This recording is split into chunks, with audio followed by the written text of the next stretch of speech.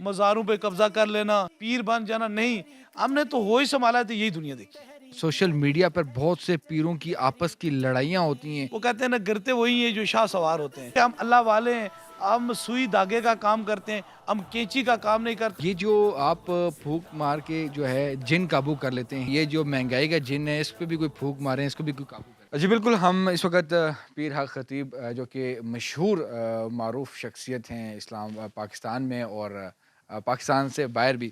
پیر صاحب بہت شکریہ، ہم یہاں پر آئے ہیں، پتہ چلا کہ آپ کو 31 تاریخ کو کوئی یو کے میں جا کے پاکستان میں سیاست کا جلسے یہاں پہ ہو رہے ہیں اور آپ کانفرنسز باہر جا کے کر رہے ہیں۔ پہلے تو یہ بتائیں کہ 31 دسمبر کو برطانیہ میں ختم نبوت کانفرنس، عوام کو بتائیں یہ ہے کیا اور کس لیے آپ یہ اتنا بڑا ایونٹ کرنے جا رہے ہیں؟ دیکھیں یہ عرصہ تقریباً 14 سے 15 سال ہو چکے ہیں کہ ہم جو نیو ایئر مناتے ہیں، اس کے بدلے میں ہم جو ہیں وہ ختم نبوت کانفرنس مناتے ہیں۔ تقریباً 15 سال ہو چکے ہیں مجھے یو کے میں جاتے ہوئے، بلکہ یو کے سے علاوہ بھی مختلف ممالک میں گیا ہوں، وہاں گیا ہوں، کیونکہ یہ جو ساری کائنات ہے نا، تخلیق کائنات حضور ہیں۔ ہماری زندگی کا یہ مشن ہوتا ہے کہ ہر خوشی ہر غمی میں حضور کا نام ضرور ہونا چاہیے۔ اس لیے ختم نبوت کانفرنس منانے کا مقصد یہ ہے کہ دنیا دار جو ہیں وہ اپنا سال جو ہے وہ دنیا داری سے طریقے سے کرتے ہیں، لیکن جو ہم کرتے ہیں وہ نام خدا اور نام رسول کرتے ہیں، کیونکہ ہم نے لوٹ کر اپنے رب کی طرف جانا ہے۔ میں یہ کہہ رہا ہوں کہ آپ ضرور تشریف لائیں اس میں، جو 31 تاریخ کو ہو رہی ہے۔ تو اپنی نسلوں کو اگر آپ دین کے راستے پہ چلانا چاہتے ہیں، اپنی نسلوں کو حضور کی محبت سینے میں ڈالنا چاہتے ہیں، اور دیکھیں کہ حضور کا سے ہی محبت جو ہے وہ والدین کی، وہ اولاد سب سے زیادہ اپنے والدین کی ادب کرتی ہے جو حضور سے محبت کرتی ہے۔ اس لیے یو کے کو انشاءاللہ تعالی جتنے بھی مریدین نہیں ہیں، حضور کے غلام ہیں، تاجدار ختم نبوت کو ماننے والے ہیں، ان کے لیے میرا پیغام ہے، یہ دعوت ہے کہ آپ ضرور 31 تاریخ کو اولڈم میں اس محفل میں تشریف لائیں۔ انشاءاللہ تعالی حضور کے وسیلے سے آپ پر کرم بھی ہوگا، جو بیمار آئے گا اس کو شفا بھی ملے گی، اور جو سینے سے عشق مصطفیٰ سے خالی آئے گا، اللہ اس کے سینے میں حضور کی محبت کی شمع بھی جلائے گا۔ پھر صاحب یہ بتائیں کہ خوش اخلاق اور جو خوش لباس ہیں آپ، عام طور پہ جو پیر جو ہوتے ہیں ہماری سوسائٹی میں، وہ تو پاس بیٹھنے بھی نہیں دیتے، ٹھیک ہے؟ اور آپ جو ہے میں دیکھ رہا ہوں کہ اپنے جتنے بھی جو لوگ آپ کو ملنے آتے ہیں، آپ کے جو چاہنے والے ہیں، جو آپ کے دور دراز سے آتے ہیں، آپ خود جا کے ان سے مل رہے ہوتے ہیں، مصافحہ کر رہے ہوتے ہیں، تمام تر معاملات ہیں، تو اصلی اور نقلی پیر میں فرق ذرا بتائیے گا۔ اصل بات کیا ہے نا کہ دیکھیں کہ مسلمانوں کو اس وقت تک عروج رہا جب آقا اور غلام ایک صف میں کھڑا رہا۔ جس وقت آقا اور غلام میں فرق ہوا کہ یہ چھوٹا ہے اور یہ بڑا ہے، اللہ تبارک تعالیٰ کی بارگاہ میں نہ کوئی چھوٹا ہے نہ بڑا ہے، یہ اس کی بات ہے۔ تم میں سے سب سے زیادہ برابر ہیں، جو تم سے زیادہ متقی اور زیادہ جو پرہیزگار ہے اس کی بارگاہ میں۔ اب کیا پتہ ہے خدا کس میں بس رہا ہے، کسی غریب میں بس رہا ہے، کوئی معذور میں بس رہا ہے، کسی تکلیف میں بس رہا ہے۔ میں تو یہ رب کہتا ہے میں اتنا بڑا خدا ہوں، زمین و آسمان میں کہیں نہیں سماتا ہوں، لیکن میں مومن کے وسط کل میں سما جاتا ہوں۔ اور ریئلٹی بات یہ ہے کہ ہم تو خدا کو ڈھونڈتے پھرتے ہیں، پتہ نہیں کس کے دل کے اندر خدا بیٹھا ہوا ہے، کس سے محبت سے بات کی جائے، کس کو رب کا کام ہو جائے اور اس کے دل سے ایک اچھی دعا نکل جائے اور خدا راضی ہو جائے۔ صحیح۔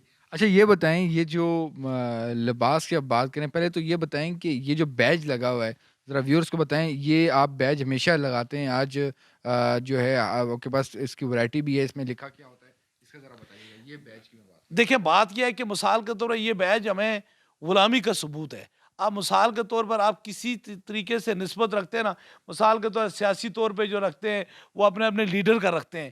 یہ ختم نبوت کا ہے کہ ہم حضور کے غلام ہیں اور ختم نبوت کی ڈیوٹی کر رہے ہیں، یہ اس بیج کی اس کی عکاسی یہ کرتا ہے۔ ہمیشہ آپ کے پاس ہاں، رہتا ہے؟ میرے پاس ہمیشہ رہتا تو ہے۔ یہ کلا اور یہ جو ڈریسنگ ہوتی ہے آپ کی ماشاءاللہ، تو اس پہ یہ آپ کی اپنی چوائس ہوتی ہے یا آپ کو کوئی جو ہے بتاتا ہے؟ یہ ذرا بتائیں نا ذرا۔ دیکھیں مثال کے طور پر میں آپ کو ایک چھوٹی سی بات بتا رہا ہوں۔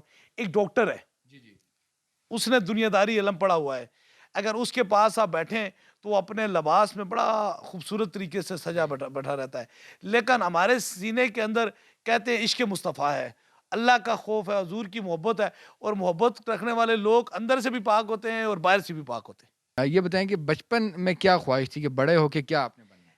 دیکھیں ہم ایک ایسے گھرانے میں پلے ہیں نا بڑے ہیں نا جنہوں نے ہمارے دیکھیں بچپن کی یہ تربیت کی تھی کہ ہمارے بزرگوں نے بھی ختم نبوت کی بات کی، مخلوق کی خدمت کی۔ جب میں نے ہوش سنبھالا، اپنے باپ دادا کو، بزرگوں کو دیکھا، تو مجھے سب سے بہترین چیز جو ہے نا وہ درد دل لگا، درد دل لگا، مخلوق کی خدمت کرتے ہوئے لگا۔ اور مجھے یہ خواہش تھی کہ میں جب بڑا ہوں گا، کسی جگہ پہ کہوں گا تو میں ختم نبوت کا بھی کام کروں گا اور دکھی انسانیت کی خدمت بھی کروں گا۔ بچپن سے ہی آپ بچپن سے یہ تھا۔ اور یہ آج کی بات نہیں ہے کہ مثال کے طور پر لوگ ہوتے ہیں کہ مثال تو ایک وقت گزرنے کے بعد بہت سارے لوگوں کے لیے یہ شاید کی بات ہے، میرا سوال تکلیف دہ ہوگا، مزاروں پہ قبضہ کر لینا، 50 سال کے بعد، 60 سال کے بعد کہانی کہاوت سے 4 5 بندوں کو سنا کر پیر بن جانا۔ نہیں، ہم نے تو ہوش سنبھالا تو یہی دنیا دیکھی ہے۔ آپ کی سوشل میڈیا پر بہت آپ کو دیکھا جاتا ہے، سنا جاتا ہے، گو کہ اس میں آپ پہ تنقید کرنے والے بھی ہوتے ہیں، تو جو تنقید کرنے والے ہوتے ہیں، جو نیگیٹو کمنٹری والے ہوتے ہیں، ان کو بھی آپ دیکھ کے کیا آپ کو کیسا محسوس ہوتا ہے؟ مطلب کہ اگر میں ریئل طور پہ دیکھوں نا تو آپ کو دیکھوں، ان کو دیکھ کے میں زیادہ خوش ہوتا رہتا ہوں۔ جو زیادہ تنقید کرتے رہتے ہیں نا ان کو دیکھ کے میں زیادہ خوش ہوتا ہے۔ دیکھیں مثال کے طور پر نا وہ کہتے ہیں نا گرتے وہی ہیں جو شاہ سوار ہوتے ہیں، بلا وہ تلف کیا گرے جو گھٹنوں کے بعد چلتا ہے۔ کچھ ہے تو کوئی مخالفت ہے نا، کچھ نہیں ہے تو کچھ مخالفت ہوتی ہی نہیں ہے۔ اب دیکھیں کہ جتنا بڑا اللہ نے نام دیا ہے اتنی مخالفت ہے، اور مخالفت سے ہی ہمیشہ عروج پاتا ہے بندہ۔